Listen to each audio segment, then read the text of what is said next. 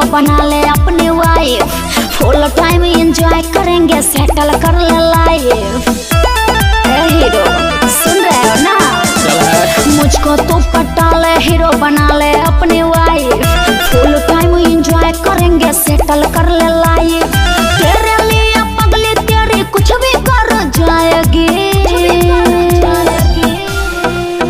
तेरी जैसी लाखों आएगी, अच्छा? लाखों जाएगी। हाँ? मेरी वाली तो मेरी मम्मी लाएगी। अच्छा? तेरी जैसी लाखों आएगी, लाखों जाएगी। मेरी वाली तो मेरी मम्मी लाएगी। ऐसी बात है क्या? Music by Abhishek Gupta.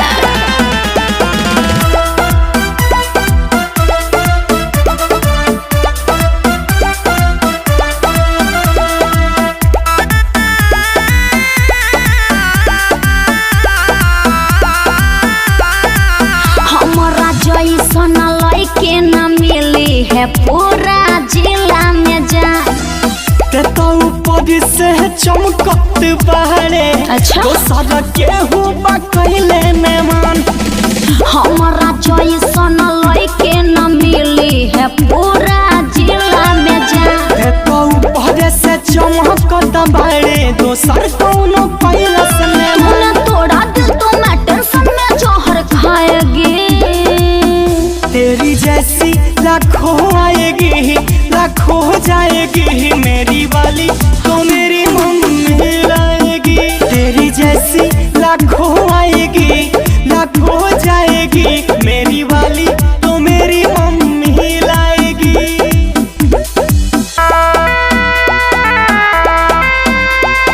Music by Abhishek Gupta.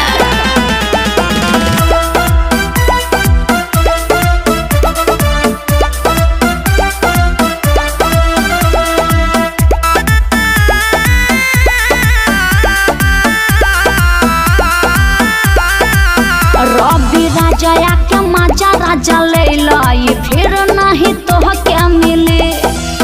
सुनो अर्जुन शर्मा के साथ है, चाहे बयोगिला महीना दिली। रवि राजा के मजा राजा ले लाई, फिर नहीं तो क्या मिले। अर्जुन शर्मा के साथ है, चाहे बयोगिला महीना दिली। तेरे इंतजार में आंसू अंतरा बहाएगी। तेरी जैसी लाखों आएगी, हाँ? लाखों जाएगी। अच्छा? मेरी वाली तो मेरी मम्मी लाएगी। ऐसा तेरी क्या? जैसी लाखों आएगी, ओहो। लाखों जाएगी। मेरी वाली तो मेरी मम्मी लाएगी। सोच लो बाबू।